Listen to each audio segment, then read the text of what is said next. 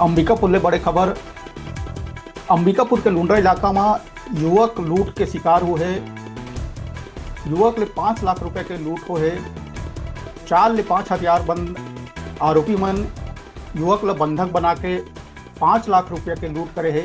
अंबिकापुर के लुंड्रा इलाका के घटना 4 ले 5 हथियार बंद युवक ल बंधक बना के 5 लाख रुपए लूट लीन है। अंबिकापुर के लुंड्रा इलाका ले बड़े घटना। युवक 5 लाख रुपया लूट के शिकार हुई। 4-5 हथियार बंद युवक ला बंधक बना के 5 लाख रुपए लूट लिए। 5 लाख रुपए लूट के आरोपी मन फरार हो गए हैं। पुलिस इलाका में नाकाबंदी कर आरोपी मन के तलाश में जुट गए हैं।